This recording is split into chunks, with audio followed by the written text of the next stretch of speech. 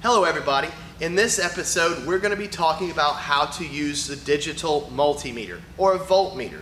Now as plumbers we don't use these things every day, but there are certain jobs where you're gonna have to have one, such as troubleshooting a tankless water heater or working on the old conventional water heaters to find out if you've got a burn up element or not.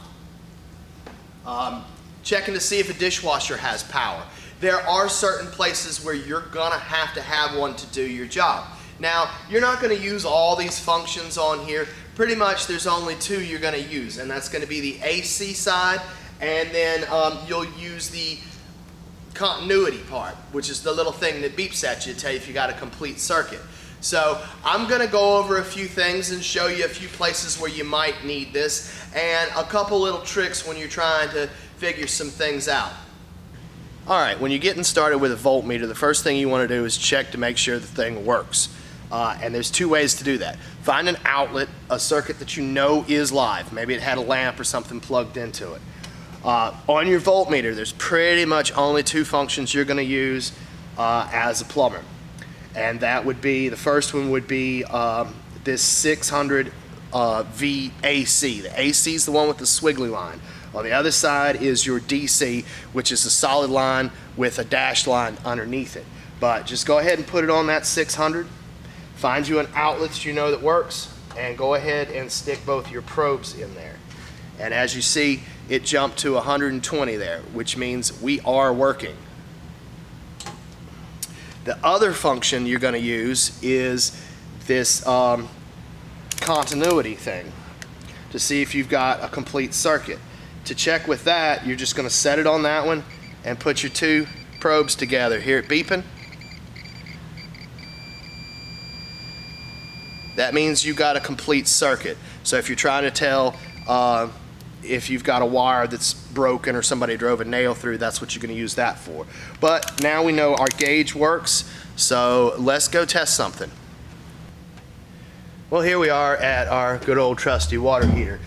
Just something real quick. When you're checking a wire like this and it's got wire nuts on it, you don't have to take these nuts off.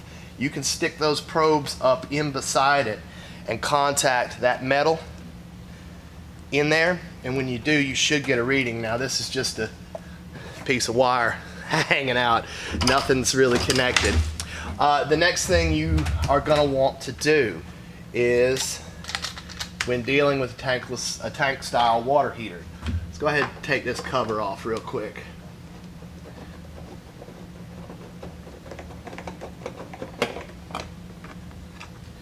And they put extra insulation on everything nowadays. What I normally do here is I kind of tuck this up underneath there if you can, just to get it out of the way. Sometimes it won't work because there's so much of it. What we're going to do is we're going to get into this plug, this element right here. Now, I don't have the power onto anything, but I'm just giving you all a demonstration. To see if this thing's live, once you've opened that up, you're going to touch one of these screws, and then you're going to touch the metal tank, the actual tank itself. If you just touch both screws, you're not going to get anything out of it, because the circuit goes straight across here. You've got to ground that circuit out to something to get a reading on it. The next thing you're going to want to do, if we're trying to figure out if this is a busted element or not, undo the wires. Now you make sure the power is off. Make sure you don't have a live circuit when you're messing around with this, because it will blast you. So pull your wires out of the way.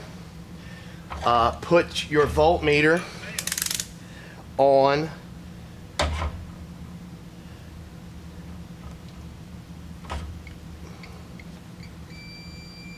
that continuity circuit.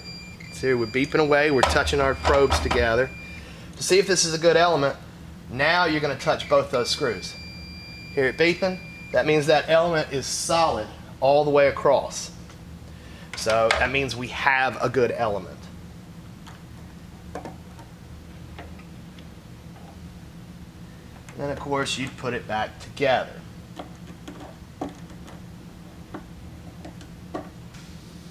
just another example of where you might use your voltmeter in plumbing.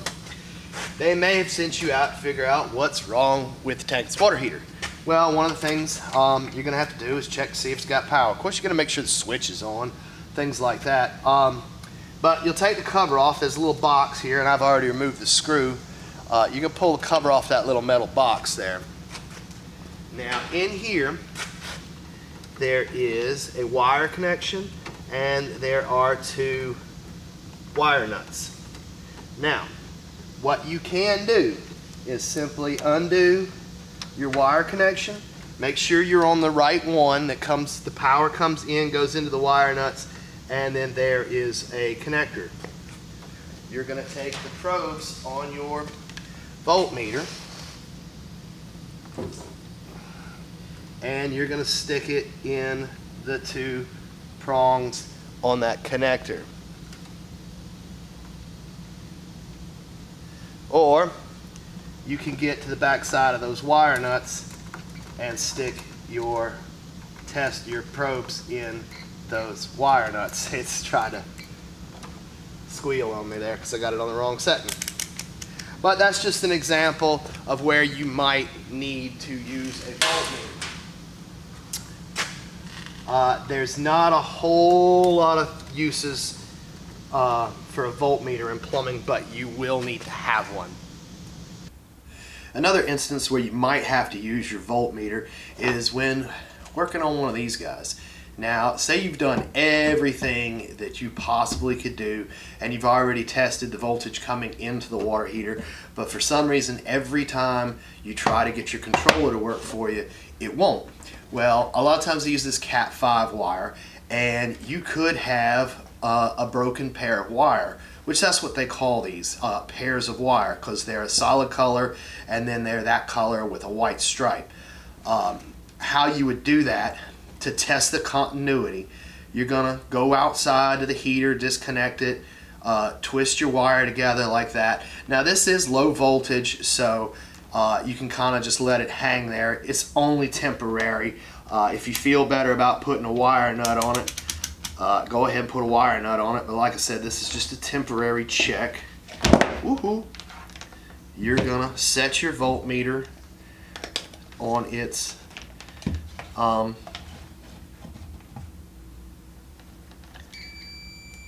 continuity check by touching your probes to make sure you've got continuity. Then go find that other end of the wire.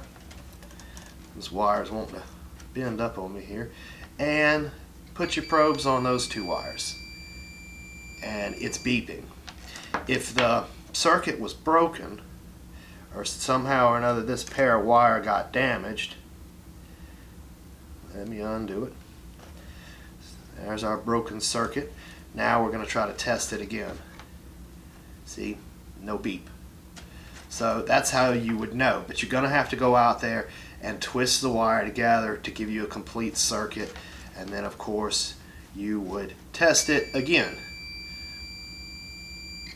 And that's how you would check your continuity when dealing with a remote. Now if your wire is broken and you've determined that, you can grab another pair and just use that other pair.